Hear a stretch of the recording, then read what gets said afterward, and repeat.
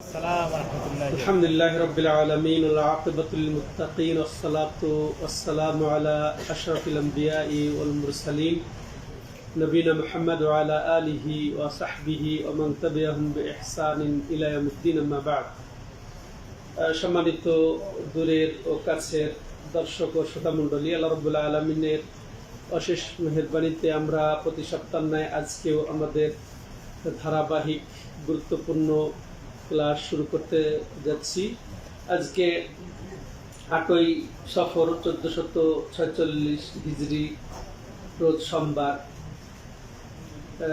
রাত্রিবেলা। তো আমাদের ধারাবাহিক দাস চলছে শাইখুল ইসলাম মোহাম্মদ ইবনে আব্দুল ওয়াহাব রাহিমাহুল্লাহর সুপ্রসিদ্ধ কিতাবুত তাওহীদ থেকে। তো ইতিপূর্বে আমরা 22টি অধ্যায় শেষ করেছি, আজকে 23তম অধ্যায়।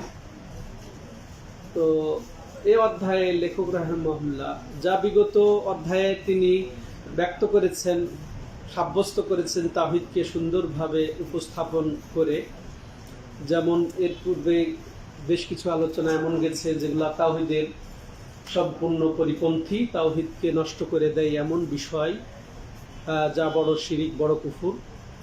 আর এমনও কিছু তিনি আলোচনা করছেন তাওহীদকে সুসাব্যস্ত করার জন্য যা তাওহীদের পরিপূর্ণতার পরিপন্থী।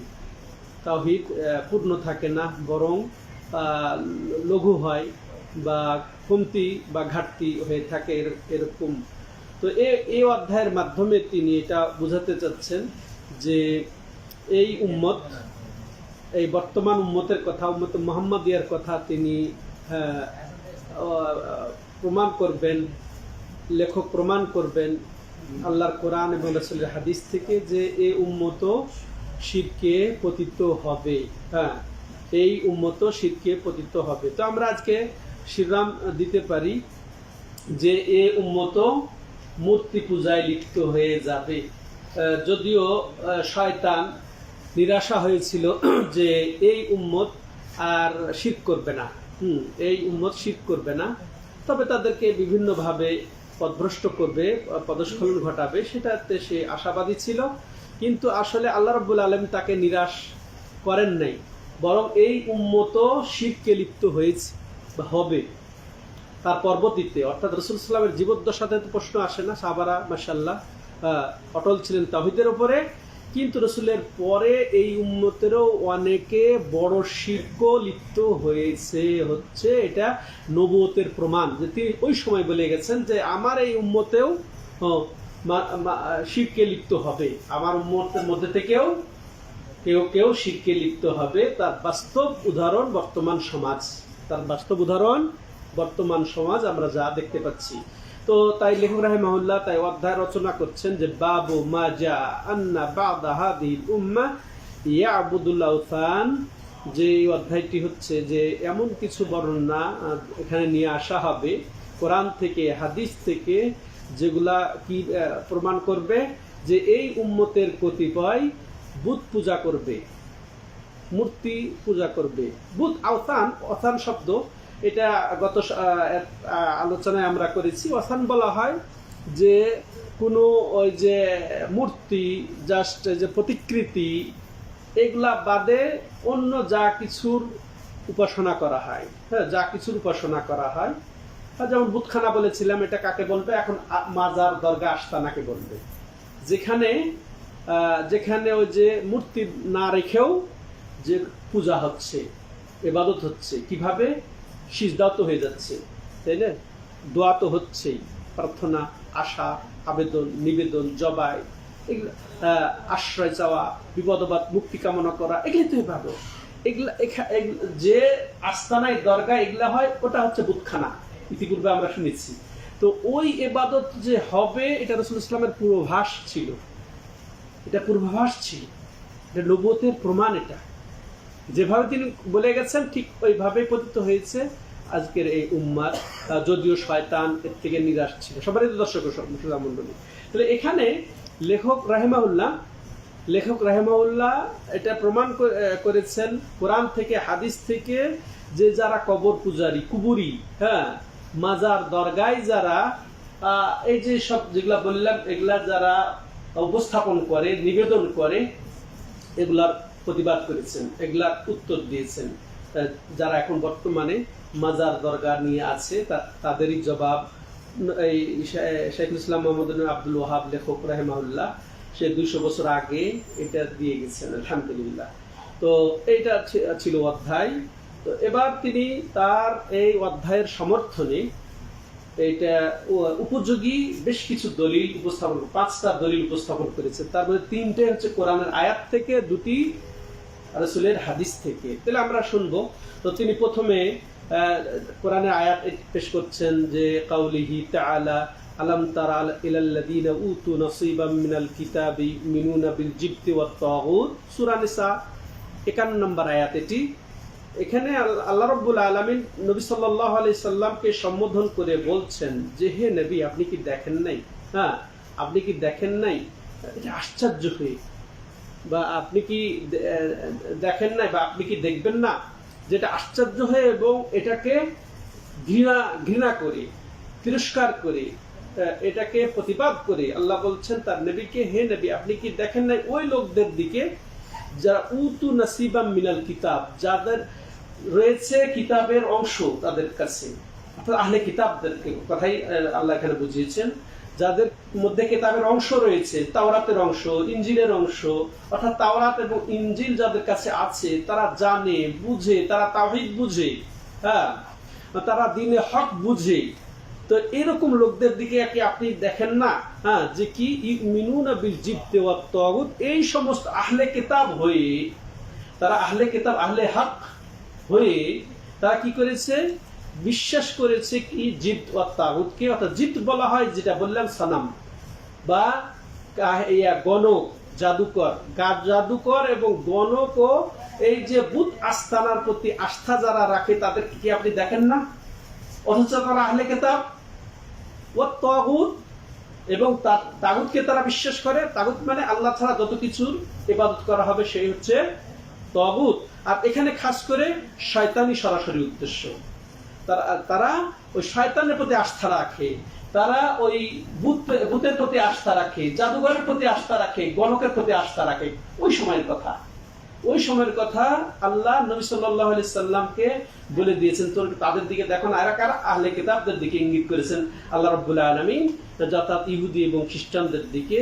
তো এর দ্বারা এটাই সাব্যস্ত করতে চেয়েছেন লেখক রাহিমাহুল্লাহ যে আহলে কিতাব যেমন জানা সত্ত্বেও তাদের মধ্যে কিতাব ছিল, তারা জানতো, হক বুঝতো, তাওহীদ বুঝতো, তা সত্ত্বেও তারা বুত পূজা করত, উপাসনা করত, জাদুর প্রতি আস্থা রাখত, তো জাদুকে সত্যায়ন করত, গণককে সত্যায়ন করত, শয়তানের আনুগত্য করত। তো এর দ্বারা কি যে লেখক বুঝাতে যাচ্ছেন যে ঠিক ওরা যেমন করেছিল, ঠিক এই উম্মতের লোকেরাও তাদের মধ্যে কোরআন আসা সত্ত্বেও, কোরআন নাজিল হওয়া সত্ত্বেও, হক বুঝা সত্ত্বেও, তাওহীদের জ্ঞান থাকা সত্ত্বেও তারা দরগা, মাজার, আস্তানা এগুলা নিয়ে ব্যস্ত হয়ে তারা মূর্তি পূজার মতো এরা বুত পূজা করবে। ক্লিয়ার হয়েছে? দলিল একেবারে অধ্যায়ের সাথে সরাসরি মিল।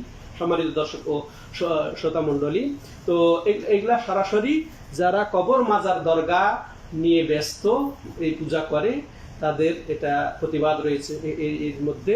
সম্মানিত দর্শক ও শ্রোতা মণ্ডলী, তো এই আয়াত দ্বারা তাহলে আমরা কি বুঝলাম যে এই উম্মত, নবী সাল্লাল্লাহু আলাইহি ওয়াসাল্লামের পূর্বাভাস যে এই উম্মতের অনেকেই কি করবে, যে ইহুদিদের মতো, খ্রিস্টানদের মতো এরা বুত পূজা করবে। বুত বলতে সরাসরি মূর্তি না, বুত বলতে সরাসরি প্রতিমা, মূর্তি এরকম না, বা দেবদেবী এরকম না, বরং এটা দ্বারা উদ্দেশ্য এরকমই, যেখানে যে আস্তানায় কিচ্ছু না থাকলেও সেখানে গিয়ে যদি দোয়া, প্রার্থনা, আবেদন, নিবেদন, মৃত ব্যক্তি শুয়ে আছে মাটির নিচে, ওখানে যদি করা হয় ওটাও বুতখানা, যেটা আগেও আমরা স্পষ্ট করেছি।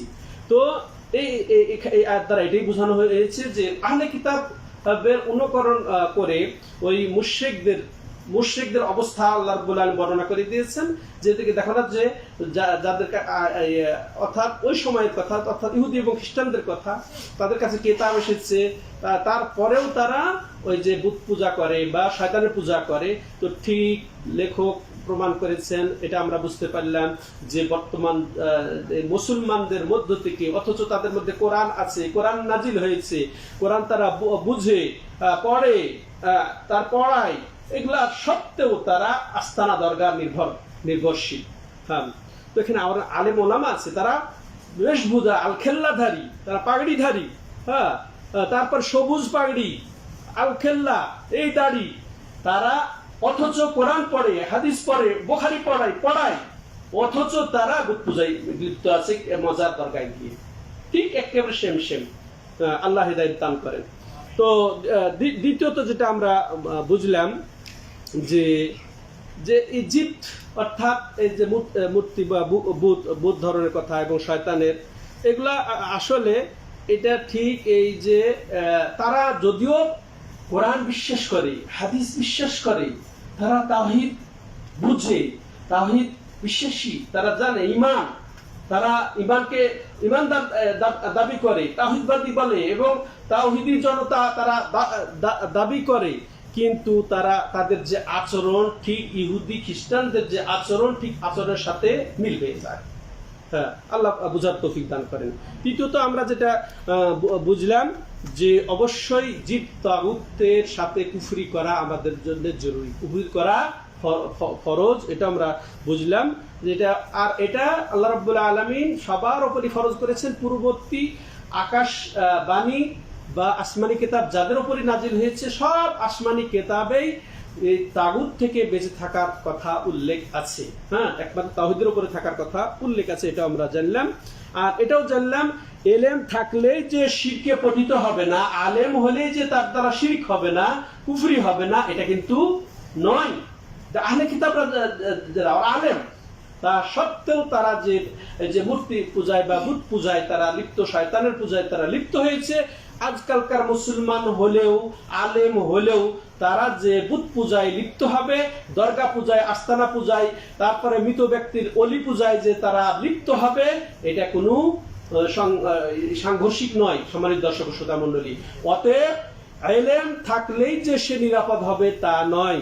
হ্যাঁ, আর এলেম থাকা সত্ত্বেও, এটাও আমরা ভালো করে জানি, আপনারা ভালো করে শোনেন, একটু আপনাদের আড়ালে যারা আছে তাদেরকে আপনারা এই মেসেজ পৌঁছে দেবেন, যারা আড়াল থেকে শুনছেন, যে এলেম থাকা সত্ত্বেও, ইসলাম বোঝা সত্ত্বেও, ইমান কি, ইমান প্রতিষ্ঠা কিভাবে হবে, তাওহীদ কিভাবে প্রতিষ্ঠা হবে, তাওহীদ সে নষ্ট হয়ে যাবে, এগুলা বোঝা সত্ত্বেও, এলেম বোঝা সত্ত্বেও যারা শিরকে লিপ্ত হয়ে যাবে, তারা ঠিক ইহুদিদের সমতুল্য।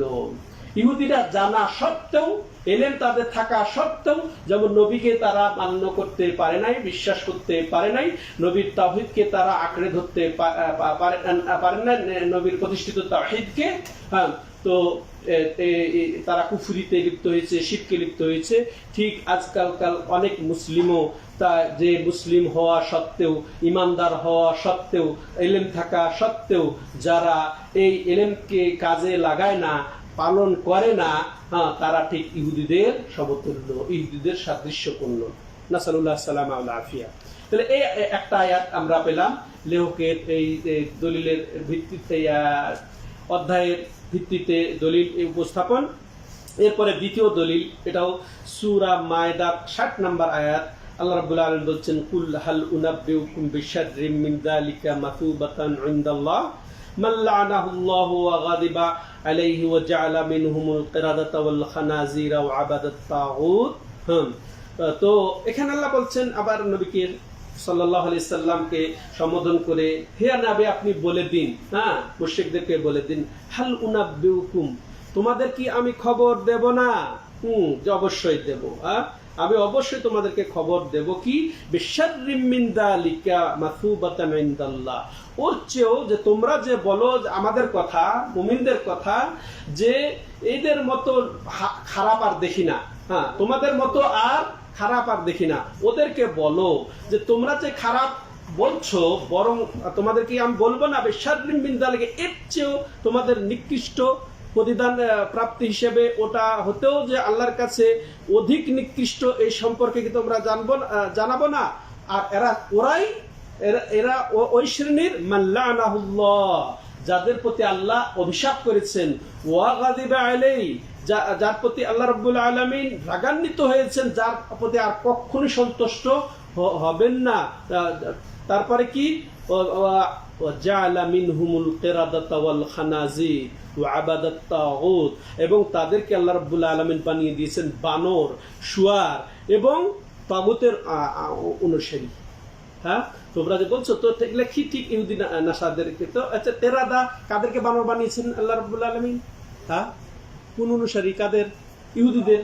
হ্যাঁ, ইহুদিদেরকে আল্লাহ রাব্বুল আলামিন যে মাছের যে শনিবারের ঘটনা, হ্যাঁ, তো এতে তাদেরকে বানর বানিয়ে দিয়েছেন। ওয়াল খানাজির, আর যারা ঈসা আলাইহিস সালামের হাওয়ারের মধ্যে যারা বলেছিল জানজিল আলাইনা মাইদাতাম মিনাস সামা, যে আকাশ থেকে আমাদের জন্য যদি দস্তরখান নাজিল হয় তাহলে আমরা আপনাকে বিশ্বাস করব, আল্লাহকে বিশ্বাস করব। কিন্তু আসার পরেও তারা কুফরি করেছে। ওদেরকে আল্লাহ রাব্বুল আলামিন খিনজির, বানর বানিয়ে শুয়ার বানিয়ে দিয়েছেন। বা আরেক মত অনুযায়ী আসলে ওই ইহুদিদের, এই দুটাই হচ্ছে ইহুদিদের কথা এখানে, যে আল্লাহ রাব্বুল আলামিন যুবকদেরকে বানর বানিয়েছেন আর বৃদ্ধদেরকে শুয়ার বানিয়ে দিয়েছেন, শুকুর বানিয়ে দিয়েছেন। নাসালুল্লাহ সালাম আল আফিয়া। কারণ কি একটাই, হ্যাঁ, যে তারা যে আল্লাহকে বাদ দিয়ে তারা শিরক করেছে। কি তো আল্লাহ রাব্বুল আরো কি তাদেরকে কি করেছে, এবং তাগুত পূজারী তাদেরকে বানিয়ে দিয়েছেন, তাই না? শয়তান পূজারী তাদেরকে বানিয়ে দিয়েছেন। তো ঠিক আজকালকার এই উম্মতেরও একই অবস্থা, যে তারাও এই যুগের লোকেরা এরকম তাগুত পূজারী হবে। হ্যাঁ, তাগুত পূজারী হবে, এটা আল্লাহ রাব্বুল আলামিন উল্লেখ করেছেন। সেটা লেখক রাহিমাহুল্লাহ তার অধ্যায়ের সমর্থনে উল্লেখ করেছেন।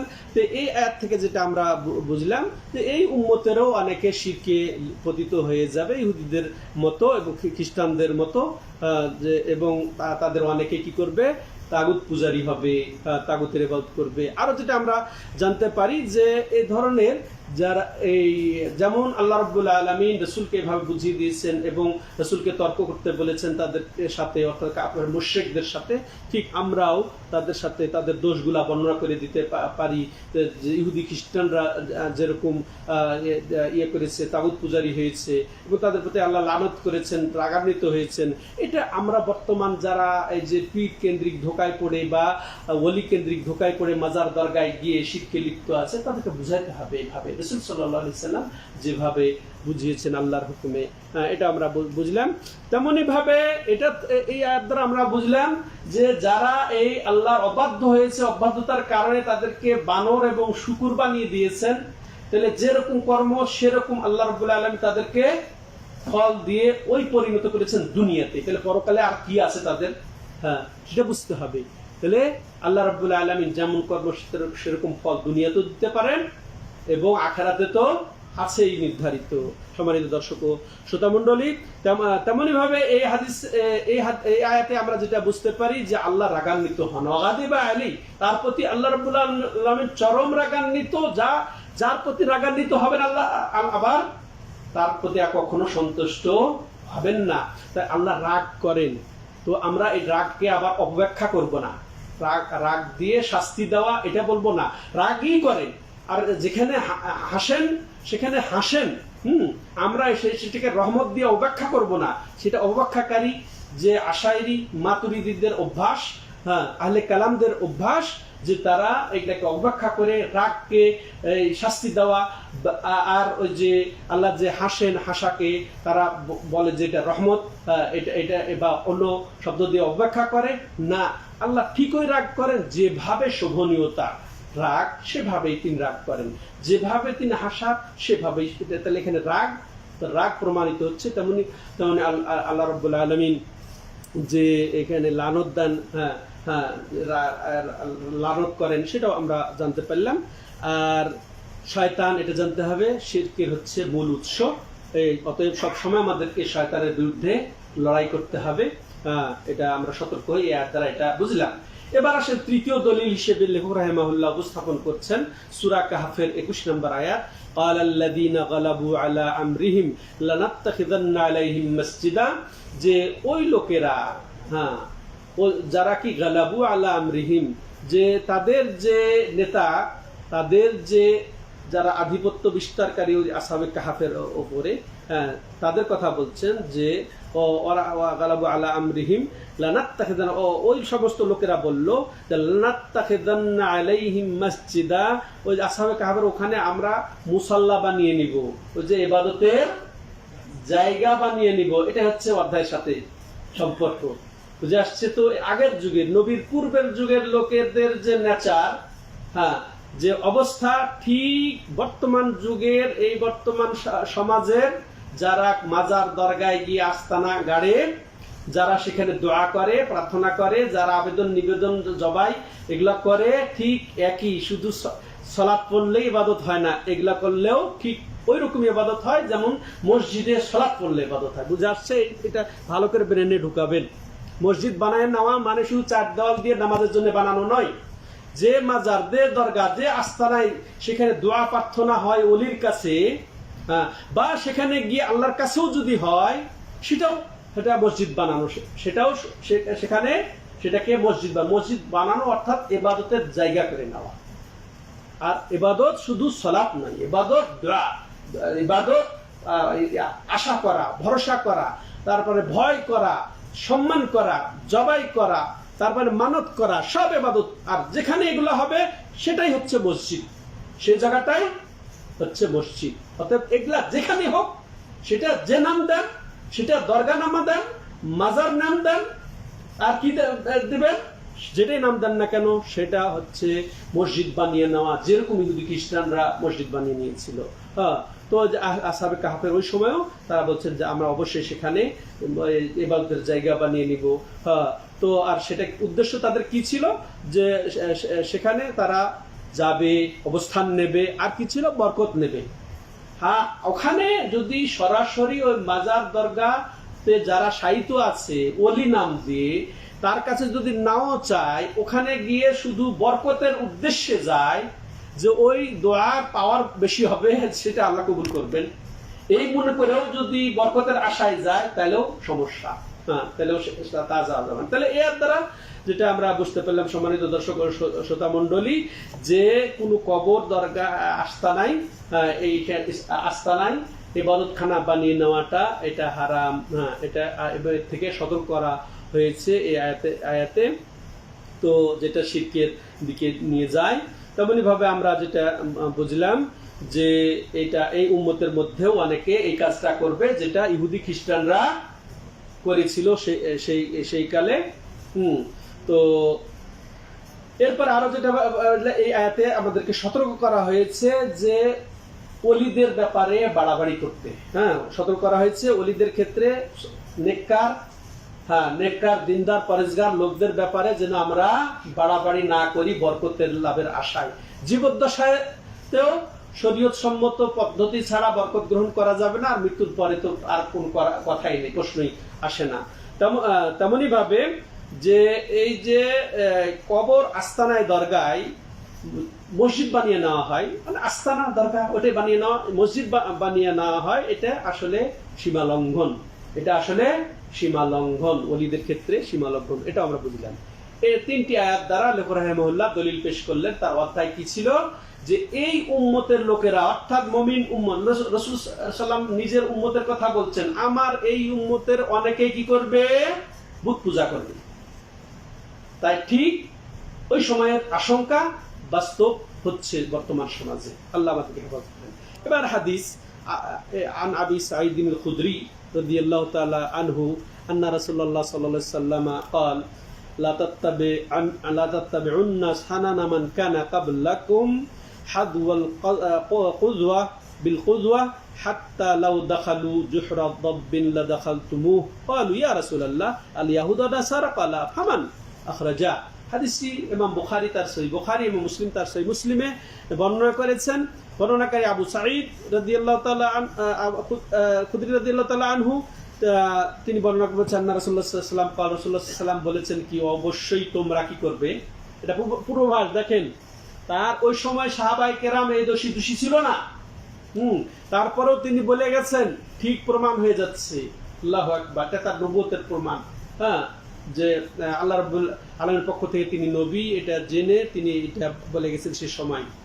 যে তোমরা অবশ্যই সানানামান কানা কাবলাকুম হাদওয়াল কুযওয়া, হ্যাঁ হাদওয়াল কুযদা, কুযওয়ারা হাদওয়াল কুযদা, তো যে তোমরা অবশ্যই তোমাদের পূর্বের যারা ইহুদি এবং খ্রিস্টানদের এই যেটা নিকৃষ্ট প্রথা, হ্যাঁ নিন্দনীয় প্রথার তোমরা এমন আনুগত্য করবে যে একেবারে পদঙ্ক অনুসরণ যেটা বলে, হ্যাঁ যে ওইভাবে তোমরা পদঙ্ক অনুসরণ করবে। হাত্তা লাউ দাখালু, হ্যাঁ কথা আসলে হুদ্দা শব্দটা হচ্ছে এই যে ইয়ার যে তীর দেখেছেন, তীরের আবার দুই সাইডে থাকে, কি বলে ওটাকে, ফল না কি বলে ওটা, হ্যাঁ দুই সাইডে যে চোখা, তারপরে দুই সাইডে নামানো রিশ, এটা আরবিতে রিশ উসাহাম, তীরের যেটা ইয়া লাগায় পাখা বা এই পর লাগায় যাতে আরো দ্রুত টার্গেট পূর্ণ জায়গায় পৌঁছে, ওই জন্য দুই সাইডে থাকে দুইটা জিনিস থাকে, ওটাকে কুদ্দা বলা হয়। ওটাকে কুদ্দা বলা হয়। তো ওইভাবে দুইটা এমন ভাবে রাসূলুল্লাহ সাল্লাল্লাহু আলাইহি ওয়াসাল্লাম দৃষ্টান্ত দিচ্ছেন যে একেবারে তোমরা সেম তাদের আনুগত্য করবে। এমনকি তারা যদি ওই যে এখন আমরা গুইসাপ বলি, আমরা সাপের গর্ত, গুইসাপের গর্তে যদি ওরা ঢুকে যায় তো পূর্বের উম্মতরা, তোমরা ঠিক ওদের সাথে ওই চিপা গলি দিয়ে হলেও, সংকীর্ণ হলে যেতে না পারলেও, হ্যাঁ মানে ওই মন্দ কাজে তোমরা জানছো যে মন্দ কাজে যাওয়া উচিত না, তাদের পদঙ্ক অনুসরণ করা উচিত না, চিপা গলি দিয়ে হলেও তোমরা তাদের আনুগত্য করবে। ওইভাবে ভবিষ্যৎবাণী করে গেছেন। ঠিক এখনকার বর্তমান যুগের এই উম্মতরাও ইহুদি খ্রিস্টানদের ওই রকমই আনুগত্য করছে, ঠিক আছে, ওইভাবে আনুগত্য। তারা যদি গর্ত ঢুকে তোমরাও গর্ত ঢুকে যাবা, এরকম অবস্থা হবে। তখন সাহাবায়ে কেরাম বলছেন, ইয়া রাসূলুল্লাহ, যে এটা কাদের আনুগত্য হবে, কি ইহুদি খ্রিস্টানদের? বলছে আবার তারা আবার কারা? ইহুদি খ্রিস্টানদের তো আনুগত্য এরকম হবে। তো ঠিক বর্তমান মুসলিমরা আজকে তাদের আনুগত্য করতে পারলে নিজেকে গর্বিত মনে করে, নাউযুবিল্লাহ, হ্যাঁ তাইলে মনে করে প্রগতিশীল, তাইলে মনে করে প্রগতিবাদী, হ্যাঁ আর যারা ঠিক রাসূল সাল্লাল্লাহু আলাইহি ওয়াসাল্লামের সুন্নতের উপরে থাকবে তারা হচ্ছে সেকেলে, হ্যাঁ তারা হচ্ছে বর্বর যুগের, তারা হচ্ছে মধ্যযুগের, নাউযুবিল্লাহ, আল্লাহ হিদায়াত দেখে দেন। এই শব্দগুলা আজকালকার মুনাফিক মুসলমানদের মধ্যেও পাওয়া যায়, হ্যাঁ যার নাম মুসলিম, হ্যাঁ তাদের মধ্যে পাওয়া যায়। তো এগুলা তাদেরকে আল্লাহ হিদায়াত দান করেন। তো বলছিলাম সম্মানিত দর্শক শ্রোতা মণ্ডলী, এটাও ঠিক নবী সাল্লাল্লাহু আলাইহি ওয়াসাল্লামের এই হাদিসটা লেখক রাহিমাহুল্লাহ তার অধ্যায়ের সমর্থনে বর্ণনা দিয়ে বলছেন যে এই উম্মতের লোকেরাও ঠিক এটাই স্পষ্ট বোঝা গেল যে এই উম্মতের লোকেরাও সে এই যে পূজায় লিপ্ত হবে বা গায়রুল্লাহর ইবাদতে লিপ্ত হবে। তো এর থেকে আমরা যেটা বুঝলাম যে বিষয়গুলা, সেটা হচ্ছে কি অন্ধ অনুকরণ হবে, ইহুদি খ্রিস্টানদের অন্ধ অনুকরণ হবে, বা ভ্রান্ত মনীষীদের অন্ধ অনুকরণ হবে, হ্যাঁ সেটা শাসক হোক আর ইমাম নামে হোক, তারপরে আলেম নামের হোক, তাদের অন্ধ আনুগত্য হবে। আর এটা শিরকের উপকরণ বা শিরকের মাধ্যম, যেটা পূর্ববর্তী নবী রাসূলরা যে অন্ধ অনুকরণে পড়ে তারা শিরকে পতিত হয়েছিল। এরপরে এটা বোঝা গেল যে নবী সাল্লাল্লাহু আলাইহি সাল্লামের এটা নবুয়তের আলামত, তিনি তখন বলে গেছেন, আর বর্তমানে এটা একেবারে এটা প্রকাশিত হয়েছে, এবার এটা বাস্তবায়ন দেখা যাচ্ছে বর্তমান সমাজে। সম্মানিত দর্শক ও শ্রোতা মণ্ডলী, তেমনই ভাবে এই হাদিসের মাধ্যমে আমাদেরকে সতর্ক করা হয়েছে ইহুদি এবং খ্রিস্টানদের সাদৃশ্যতা পোষণ থেকে। তেমনই ভাবে শিরক থেকে আমাদেরকে সতর্ক করা হয়েছে, যেমন ভাবে ইহুদি খ্রিস্টানরা কুফরিতে লিপ্ত হয়েছে, ওইভাবে অথচ আল্লাহ রাব্বুল আলামিন একে হারাম করেছেন। এই তিনটা আয়াত দিয়ে লেখক রাহিমাহুল্লাহ তার অধ্যায় প্রমাণ করেছেন। এবার তিনটা আয়াত, তারপরে একটি হাদিস গেল বুখারী মুসলিমের, আর একটি ইমাম মুসলিম যেটা সহিহ মুসলিমে বর্ণনা করেছেন, সেটা সাওবান রাদিয়াল্লাহু তাআলা আনহু থেকে। সেটা একটা লম্বা হাদিস, দুটা অংশ, যেটা ইমাম বারকানি তার সহিহ বারকানিতে উল্লেখ করেছেন, আর ইমাম মুসলিম তার সহিহ মুসলিমে উল্লেখ করেছেন। সাওবান, আমি সঙ্গে সঙ্গে এটা পড়ে না গিয়ে সঙ্গে সঙ্গে অর্থ করছি। সাওবান রাদিয়াল্লাহু তাআলা আনহু বর্ণনা করছেন যে আন্না রাসূলুল্লাহ সাল্লাল্লাহু আলাইহি কাল, যে রাসূলুল্লাহ সাল্লাম বলেন, ইন্নাল্লাহা জাওয়ালি আল আরদা ফারাইতু মাশারিকাহা ওয়া মাগারিবাহা। যে রাসূলুল্লাহ সাল্লাম বলছেন, একটা চমৎকার শুনেন। রাসূলুল্লাহ সাল্লাম বলছেন যে আমার জন্য সমস্ত পৃথিবীকে দমড়িয়ে মুচড়িয়ে একেবারে পূর্ব পশ্চিমকে একাকার করে সামনে তুলে ধরা হলো। রাসূলুল্লাহ সাল্লাম এটা বর্ণনা দিচ্ছেন। তো ফারাইতু মাশারিকাহা ওয়া মাগারিবাহা, তো আমি এই ফলে একেবারে এই পৃথিবীর পূর্ব থেকে পশ্চিম সম্পূর্ণটাই দেখে ফেললাম। আর এতে দেখলে ওয়াইন্না উম্মতি সায়াবলুগু মুলকুহা মা জুয়ালি মিনহা, আল্লাহু আকবার। তাতে দেখলাম যে আমার উম্মতের একেবারে রাজত্ব যতটুকু আমাকে দমড়িয়ে মুচড়িয়ে দেখানো হয়েছে পুরাটাতেই পৌঁছে গেছে। হ্যাঁ, বা পৌঁছে গেছে না, পৌঁছবে, পুরাটাই পৌঁছে যাবে, এটা তাকে দেখানো হলো। এরপরে উতিতুল কানজাইন আল আহমারা ওয়াল আবিয়াদ, তারপরে আমাকে দুইটা ভান্ডার দেওয়া হলো, দুইটা বিশাল বিশাল ভান্ডার দেখা হলো। একটা হচ্ছে লাল আর একটা হচ্ছে সাদা। লাল হচ্ছে পারস্য ভান্ডার, আর সাদা হচ্ছে যে রোমান ভান্ডার। লাল ভান্ডার মানে যে সোনার ভান্ডার, আর এই যে সাদা ভান্ডার হচ্ছে যে রূপা বা এই যে জওহার, যেটা মণি মুক্তা, ওটার ভান্ডার আমাকে এটা দেওয়া হলো। ওয়াইন্নি সাআলতু রাব্বি লিউম্মতি আন লা ইউহলিকাহা বিসানাতিন বিআম্মা, আমি এখন আমার রবের কাছে আমার উম্মতের জন্য কি চাইলাম, যে আমার উম্মতকে যেন একেবারে ব্যাপক দুর্ভিক্ষে একেবারে পিছে না মেরে ফেলা হয়, বিপদ এনে বালা মুসিবত দিয়ে না ধ্বংস করে দেওয়া হয়। ওয়ান লা ইউসাল্লিতা আলাইহিম আদুওয়ান মিন সিওয়া আনফুসিহিম, আল্লাহু আকবার। দ্বিতীয় যেটা রাসূল সাল্লাল্লাহু বলছেন, আমি চেয়েছি আল্লাহর কাছে যে আমার উম্মতের উপরে যেন বহিরাশক্তি আধিপত্য বিস্তার না করে, তাদের প্রতি বহিরাশক্তি আধিপত্য না বিস্তার করে, তাদের মধ্যকার ছাড়া অন্যরা যেন তাদেরকে পিছে না মারে, অন্যরা যেন তাদের প্রতি আধিপত্য বিস্তার না করে। এরপরে সেটা কি হবে, যার ফলে যে তাদের যেটা ভূখণ্ডকে বা তাদের জামাতকে এবার বৈধ করে তারপরে পিছিয়ে দিবে, এটা যেন না হয়। ওয়াইন্না রব্বি, এরপর রাসূল সাল্লাল্লাহু আলাইহি ওয়াসাল্লাম বলছেন, তবে আমার রব ফল আমাকে জবাব দিলেন এর, যে আমি যেটা দুইটা জিনিস চেয়েছি, একটা কি যে তাদের একের ব্যাপক দুর্ভিক্ষে জানা তারা শেষ না হয়ে যায়, আর একটা তাদের বহিঃশক্তি মানে কাফের মুশরিকরা তাদের প্রতি যেন খাসভাবে আধিপত্য বিস্তার করে তাদেরকে মিলিয়ামিট না করে দেয়। তো তারপরে আল্লাহ বলছেন আমাদের নবী সাল্লাল্লাহু আলাইহি ওয়াসাল্লাম কি, ইয়া মুহাম্মদ, তো হে মুহাম্মদ সাল্লাল্লাহু আলাইহি ওয়াসাল্লাম, ইদা কাদাইতু কাদাআন ফাইন্নাহু লা ইউরাদ, যদি আমি ফয়সালা করে দেই তাহলে এটা প্রত্যাখ্যাত হবে না, এটা হবেই হবে। আর এরপরে আল্লাহ কি গ্রহণ করলেন নবী সাল্লাল্লাহু আলাইহি ওয়াসাল্লামের দোয়ার ক্ষেত্রে, যে ইন্নী উতিতুকা লিউম্মাতিকা আল্লাহ উহলিকাহুম বিসানাতিন আম্মা, আমি তোমার উম্মতকে দান করছি কি, যে তাদেরকে আমি অবশ্যই ব্যাপক দুর্ভিক্ষে ধ্বংস করব না।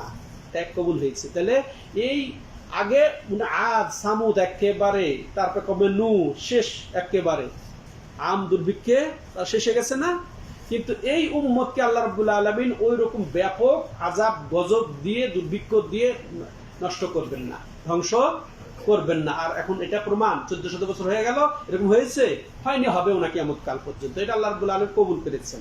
তবে দ্বিতীয় দোয়াটা এটা ব্যাখ্যা সাপেক্ষে কবুল, এটা ব্যাখ্যা সাপেক্ষে কবুল। তারা যদি একতাবদ্ধ থাকে, আল্লাহু আকবার, তারা তাওহীদের উপরে, তারা এই নবী সাল্লাল্লাহু আলাইহি সাল্লামের তরিকার উপরে যদি তারা একতাবদ্ধ থাকে, তাহলে তাদেরকে কখনো কেউ ধ্বংস করতে পারবে না বা তাদের প্রতি আধিপত্য বিস্তার করতে পারবে না। মূল কথা এটা যে তবে তারা যদি মতভেদ করে আপোষে, তারা যদি বিভক্ত হয়ে যায়, তাহলে অবশ্যই কাফের মুশরিক তাদের প্রতি আধিপত্য বিস্তার করবে। এটা ওই সময়ের কথা, আর তাই ঘটছে।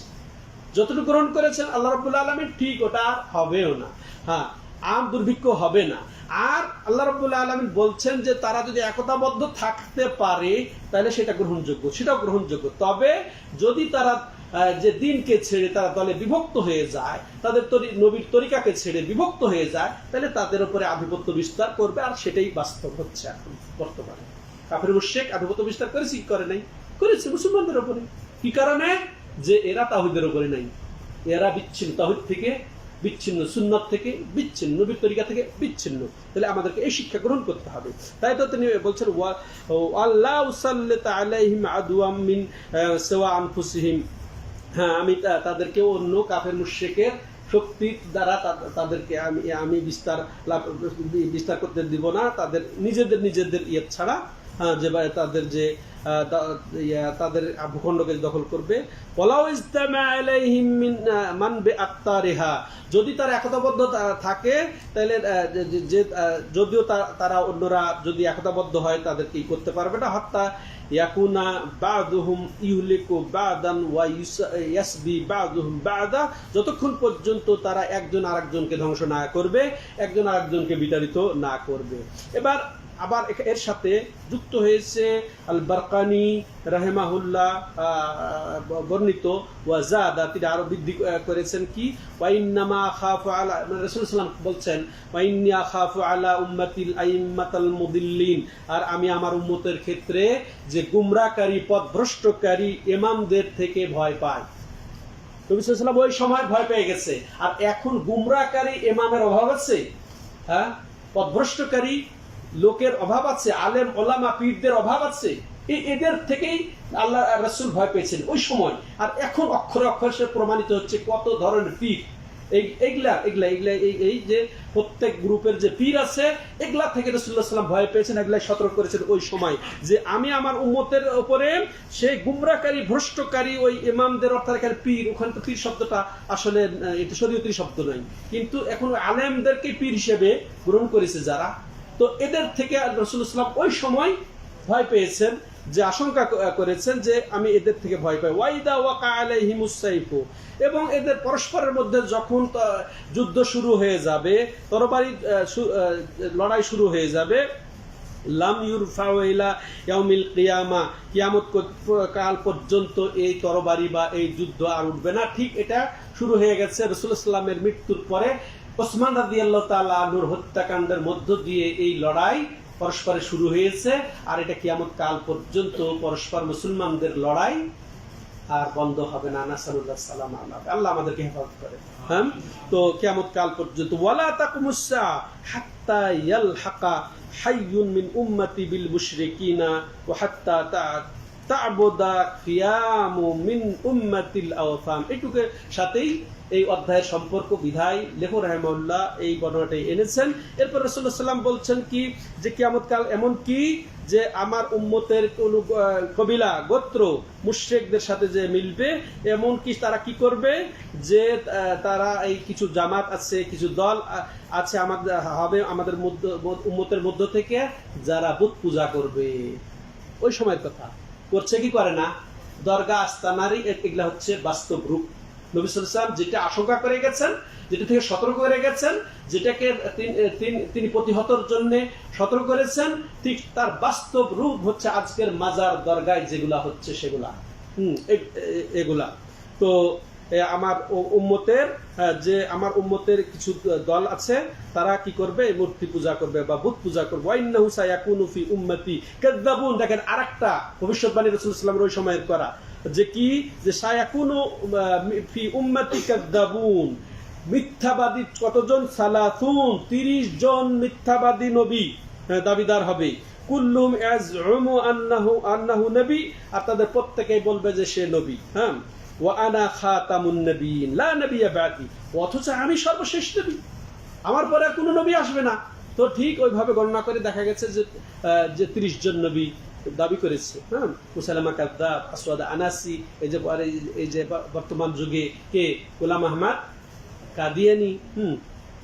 তো অর্থাৎ রাসূলুল্লাহ বলেছেন আমি হচ্ছেন নবী পরিসমাপ্তকারী, নবুয়তের পরিসমাপ্তকারী, আর আমার পরে কোন নবী আছে, লা তাযালু তায়ফাতুম মিন উম্মতি। এবার দেখেন, হ্যাঁ এবার দেখেন, তবে হ্যাঁ এত যে ফিতনার কথা তিনি আশঙ্কা করলেন, যে আইম্মাতুল মুদিল্লিন, পথভ্রষ্টকারী আলেম ওলামা, ইমাম আসবে, মিথ্যা দাবিদার, নবুয়তের দাবিদার আসবে, এবং আমার এই উম্মতের কিছু লোক কি করবে, তাহলে মূর্তি পূজায় লিপ্ত হয়ে যাবে, বুত পূজায় লিপ্ত হয়ে যাবে।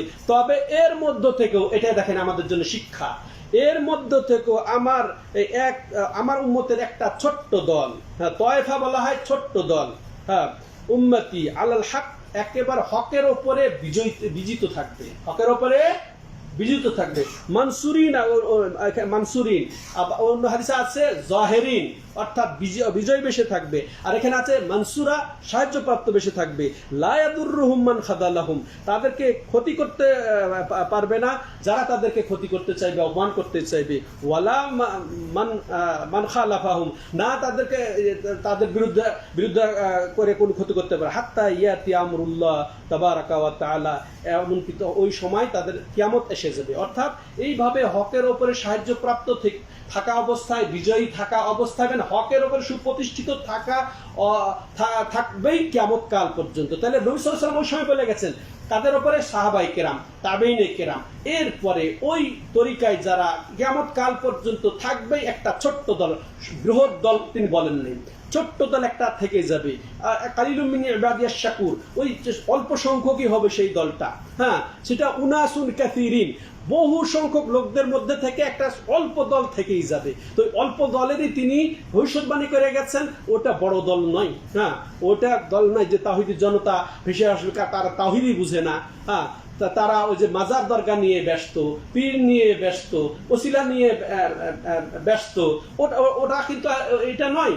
বরং তারা হকের ওপরে একেবারে যেটা হক রাসূলুল্লাহ সাল্লাল্লাহু আলাইহি ওয়াসাল্লাম রেখে গেছেন, যে আকীদা, যে আমল, যে তরিকা, যে আদর্শ, যে বিধি বিধান, হুকুম আহকাম, ওর উপরে যারা থাকবে তারা সব সময় হকের উপরেই থাকবে। আর এই দলটা অটল থাকবে, যতই তাদের বিরোধিতা করা হোক। ঠিক দেখা গেছে এখন বর্তমান যুগে আহলুস সুন্নাত ওয়াল জামাত প্রকৃত তারা হচ্ছে সালাফি, যারা মূলত সাহাবা তাবেঈনের একেবারে সরাসরি আনুগত্যকারী, ওই মানহাজ, ওই আকীদার আনুগত্যকারী। ঠিক আমাদের ভারত উপমহাদেশে আপনি বলতে পারেন আহলুল হাদিস, হ্যাঁ, এই দাবিদার আহলুল হাদিসই হতে পারে, যারা এই আরব ভূখণ্ডে সালাফি হিসেবে তারা পরিচিত। আজকে আমি একটা শেয়ার করেছি যে বাদশাহ সালমানি বলছেন আকিদাতুনা আকিদাতুস সালাফ, হ্যাঁ, তো আমাদের আকীদা হচ্ছে আকীদাতুস সালাফাস সালেহ, আমাদের যে সাহাবা এবং তাবিদের আকীদা, হ্যাঁ, এটা যেভাবে কোরআন এবং সুন্নতে এসেছে ঠিক ওইভাবেই আমাদের আকীদা হচ্ছে যে আকীদাতুস সালাফাস সালেহ, অর্থাৎ সাহাবা এবং তাবেঈনদের যে আকীদা, ওটাই আমাদের সেই আকীদা, কোরআন এবং সহিহ সুন্নাহ ভিত্তিক। আর সেটা শেখ বিন বাজ রাহিমাহুল্লাহ তার আকীদা সাহিহা মা ইউদাদ্দুহা এই বই সুন্দর করে বলেছেন যে কোরআন পুরাটাই, হ্যাঁ, এটাকে গবেষণা করে দেখা গেছে, হ্যাঁ, এবং সুন্নাহকে যেটা গবেষণা করে দেখা গেছে যে সহিহ আকীদার ভিত্তি হচ্ছে 6টি। কয়টি? 6টি। আর সেটা হচ্ছে আরকানুল ঈমান, সেটাই হচ্ছে আরকানুল ঈমান। আর ঈমানটা বলতে গেলে যেটা, এটা অন্তরের দৃঢ় বিশ্বাস, মৌখিক স্বীকৃতি, কাজে পরিণত করা, আমলে পরিণত করা, আল্লাহকে সেভাবে বিশ্বাস করা যেভাবে রাসূলুল্লাহ সাল্লাল্লাহু আলাইহি ওয়াসাল্লাম বিশ্বাস করতেন, তার জাত, সত্তা, তার রুবিয়াত, তার উলুহিয়াত, তার আসমায়ে সিফাত, এটা।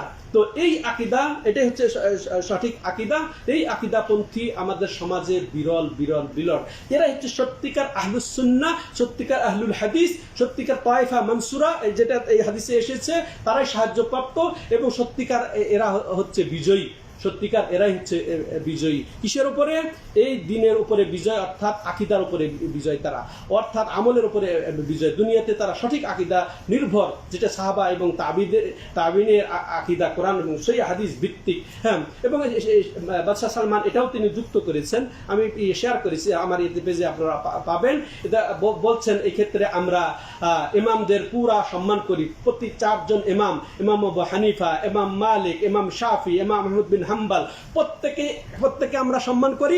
তবে আমরা কোনো পার্থক্য করি না, কারো মানহানি, হ্যাঁ, কাউকে আমরা উঠিয়ে দেব, কাউকে আমরা বসিয়ে দেব, কাউকে আমরা গালি দেব, এটা আমরা করি না। এটা সুন্দর করে তার আকীদা ব্যাখ্যা করেছেন। আজকে একটা পোস্ট আমি ওটাকে শেয়ার করেছি কিছু বাংলা সংক্ষেপে যুক্ত করে। সেটাই ঠিক। আবার তিনি ওটাকে উল্লেখ করেছেন ঠিক এই আকীদার প্রচার এবং প্রসারক, এটাকে তিনি নবায়ন করেছেন মুহাম্মদ বিন আব্দুল ওয়াহাব, যে লেখকের বই আমরা আজকে করছি, যে মুহাম্মদ বিন আব্দুল ওয়াহাব এদেরকে ওয়াহাবি, তাদের দিকে নিসবত করে এই আকীদাপন্থী সালাফি আহলুল হাদিসদেরকে ওয়াহাবি ট্যাগ লাগানো হয়। কিন্তু এটা সত্যিকার যারা উদ্দেশ্য প্রণোদিত ভাবেই তারা ট্যাগ লাগায়, এদের উদ্দেশ্য ভালো নয়। হ্যাঁ, বরং মুহাম্মদ বিন আব্দুল ওয়াহাব কোনো নতুন দিন নিয়ে আসেন নাই, কোনো নতুন মাযহাব নিয়ে আসেন নাই, কোনো নতুন আচ্ছা আপনারা এটা বুঝছেন যে মুহাম্মদ বিন আব্দুল ওয়াহাবের আকীদাই আপনারা এগুলা শুনছেন এতদিন। কোন তার নিজস্ব কথা বলেছে নাকি কোরআন এবং হাদিস দিয়ে বারবার বোঝাচ্ছে আপনাদেরকে? কোরআন এবং হাদিস। তাহলে এর নামকরণ অনুযায়ী আপনাদেরকে ওয়াহাবি যদি বলা হয় আপনারা গর্বিত। ওয়াহাবি এটা আসলে বোঝার বিষয় আছে। ওয়াহাব হচ্ছে আল্লাহ। ওয়াহাবকে আব্দুল ওয়াহাব নাম শুনেছেন আপনার কারো? আব্দুল্লাহ নাম শুনেছেন? আব্দুল্লাহ মানে কি আল্লাহর বান্দা। আব্দুল ওয়াহাব মানে কি তাইলে? ওয়াহাবের বান্দা, মানে ও আল্লাহর বান্দা। রব শুনেছেন? রব্বানি শুনেছেন? রব্বানি মানে রবওয়ালা, ওয়াহাবি মানে ওয়াহাবওয়ালা। যদি ওয়াহাবের অনুসারীকে যদি ওয়াহাবি বলা হয়, এটা গর্বের বিষয় নয়? এটা বুঝে না যারা ট্যাগ লাগাইছে, এটা শত্রুতা করে, এটা নিন্দনীয় করে, এটাকে বদনাম করার জন্য তারা না বুঝে এটা করাতে এটা আসলে আর অন্তর্নিহিত ভাবে এটা প্রশংসা হয়ে গেছে। এটা বোঝা দরকার। ওরা বুঝলে এটা দেখেন, ওরা আসলে চক্রান্তবাজ। উনি হচ্ছেন মুহাম্মদ বিন আব্দুল ওয়াহাব, যিনি এই কিতাবের লেখক কে? মুহাম্মদ। বাবার নাম কি? আব্দুল ওয়াহাব, মুহাম্মদ বিন আব্দুল ওয়াহাব। তো দেখেন, মোহাম্মদ বললে তো মোহাম্মদই বলতে হয়, মোহাম্মদই বললে তো মোহাম্মদ সাল্লাল্লাহু আলাইহি সাল্লামের দিকে চলে যায়। ওটা না বলে ওয়াহাবি বলেছে, তো ওটার দিকে আরেক দিকে চলে গেছে, আরো উপরে চলে গেছে। মোহাম্মদের উপরে ওটা না, ওটা ডিগ্রি আরো বেশি, আল্লাহর দিকে চলে গেছে। এই জন্য অনেকে বলেছে যে ওয়াহাব কো মাননে ওয়ালে, যদি ওয়াহাবের যদি আনুগত্যকারী যদি ওয়াহাবি বলা হয় তাহলে জেনে রাখো যে আমি ওয়াহাবি। ঠিক আছে? তো এই জন্য আমাদের সমাজেও যারা আজকাল অনেক দেওবন্দি ভাইদেরকে ওয়াহাবি বলছে, যে রেজভি বেরলভীরা, কি কারণে? ঠিক এরাও কিছু শিরক এবং বেদাতের ব্যাপারে সতর্ক করে। হ্যাঁ, শিরকের ব্যাপারে বলবো যে ভালোই সতর্ক করে, বড় শিরকের ব্যাপারে, কিন্তু ছোট শিরকের ব্যাপারে কম, পুরাপুরি হয়তো তারা ওই পর্যায়ে যায় নাই। বেদাতের ব্যাপারে যারা করে, মাজার এই সব ব্যাপারে যারা বলে, ওই যে বেরলভী রেজভি, এরা তাদেরকে ওয়াহাবি বলে। কি কারণে? এই একই কারণে। কিন্তু আসল ওয়াহাবি সূত্রপাত ইংরেজদের কাল থেকে এই ট্যাগ লাগানো হয়েছে। আরেকটা আপনাদেরকে বলি, সময় হয়তো বেশি হয়ে যাচ্ছে। একটা হিন্দুরও পোস্ট আমি একটা করেছি। হিন্দু বলছে, ভারতের এক হিন্দু, একটা বিশাল মাজমা, সেখানে হিন্দু মুসলিমও মনে হয় আছে। তো বলছে যে আমি আপনাদেরকে একটা তথ্য দেই, যে আমি একটা এই যে ইংরেজদের বিরুদ্ধে লড়াইয়ের ব্যাপারে একটা বই পড়েছি। তাতে আমি দেখলাম যে এই যে ইংরেজদের বিরুদ্ধে সর্বপ্রথম যারা লড়াই করে তারা হচ্ছে ওয়াহাবি। মুসলমানরা, উনি আবার বলতে চাচ্ছেন, ভালো করে হিন্দুরা শুনুক, যে ইংরেজদের বিরুদ্ধে সর্বপ্রথম যারা লড়াই করে তারা মুসলমান, আসলে প্রথম যারা শুরু করে তারা ওয়াহাবি। এটা কে? যে আল হাক্কু বিমা শাহিদাল আদা, একটা কথা আছে আরবিতে, যে হক তো ওটাই, যা শত্রু ওটা সাক্ষ্য দিয়ে ফেলে। তো হিন্দু একটা শত্রু, সে সাক্ষ্য দিচ্ছে কি? যে হিন্দুরা জেনে থাকে, হিন্দুরা কখনো ইংরেজদের বিরুদ্ধে প্রথম লড়াই করে নাই, করেছে কি? মুসলমানদের মধ্যে উনি বলছেন কি? যে 1833 খ্রিস্টাব্দে সর্বপ্রথম ওয়াহাবিরাই ইংরেজদের বিরুদ্ধে লড়াই শুরু করে, এটা আমরা দাবি করি। কিন্তু দেখেন, ওরা এটাকে স্বীকার গেছে। কিন্তু আমাদের দেশের দেওবন্দিরা এটা স্বীকার করবে না, বরং এই ওয়াহাবিদেরকে কি বলবে? ইংরেজদের দালাল বলবে। আল্লাহ এদেরকে হেদায়েত দেখ, বুঝুক, বেশি করে এরা হিস্ট্রি পড়ুক, আসল যে ইংরেজদের বিরুদ্ধে লড়াই কারা করেছে, কিভাবে করেছে। আল্লামা ইমাম ইসমাইল শহীদ, তারপর শাহ ইসমাইল শহীদ, এরা তার বালাকোটের যে শহীদ তিতুমির, এরা সব ওয়াহাবি ছিল, অর্থাৎ এরা আহলুল হাদিস ছিল। হ্যাঁ, এরা অগ্রযাত্রায় ছিল এই আন্দোলন। সবাই অন্যদিকে চলে যাওয়াতে এই হয়ে গেল। তাহলে এই যে লম্বা হাদিস দ্বারা আমি সংক্ষেপে যেটা বলতে চাই, যা আমরা শিখলাম, যে এক কথায় মূল এগুলোই, আর লম্বা করতে চাচ্ছি না। তো এখানে রাসূলুল্লাহ সাল্লাল্লাহু আলাইহি ওয়াসাল্লাম আমাদের সতর্ক করেছেন যে গুমরা, যে পীর, এই যে বর্তমান পীর, এই যে যারা ইমাম, এমনকি গুমরাকারী শাসকদের থেকেও রাসূলুল্লাহ সাল্লাল্লাহু এর মাধ্যমে আমাদের সতর্ক করেছেন। যারা পথভ্রষ্ট শাসক বর্তমান যে মুসলিম নেতৃত্বে এসে যাচ্ছে, আমাদের কর্মফল অনুযায়ী এগুলা থেকে তিনি সতর্ক করেছেন যে এরকম শাসক হয়ে যাবে, এরকম নেতা হয়ে যাবে, এরকম আলেম হয়ে যাবে, এরকম ইমাম হয়ে যাবে। এর থেকে আমি ভয় পাই, আশঙ্কা করি। তো আল্লাহ রাব্বুল আলামিন এইসব ইমাম থেকে, এইসব শাসক থেকে, এইসব নেতা থেকে আল্লাহ আমাদেরকে হেফাজত করেন। আল্লাহ আমাদের দেশকে পাক সাফ করেন। আল্লাহ এই দেশকে যত ফিতনা থেকে, ফাসাদ থেকে, যত রকম অশান্তি থেকে আল্লাহ রাব্বুল আলামিন হেফাজত করেন। আল্লাহ তৌফিক দাতা, আল্লাহ হেফাজতকারী। আল্লাহ তুমি আমাদের উত্তম অভিভাবক হয়ে যাও, তুমি আমাদের জন্য একেবারে সুব্যবস্থা করে দাও। আল্লাহ রাব্বুল আলামিন আমাদের দেশকে তুমি পূর্ণ শান্তিময় করে দাও, যাতে আমাদের অন্তর শান্ত হয়। আল্লাহ তুমি আমাদের পূর্ণ ঈমান দান করো, যেভাবে তুমি আকীদা আমাদের জন্য সুসাব্যস্ত করেছো, সেই আকীদা পোষণ করা, সেই আমল পোষণ করা তুমি তৌফিক দান করো। হাদা হুয়া সাল্লাল্লাহু আলা নবিয়িনা মুহাম্মদ ওয়া আলা আলিহি ওয়া সাহবিহি আজমাইন। সুবহানাকাল্লাহুম্মা ওয়া বিহামদিকা আশহাদু আল্লা ইলাহা ইল্লা আনতা আস্তাগফিরুকা ওয়া আতুবু ইলাইক।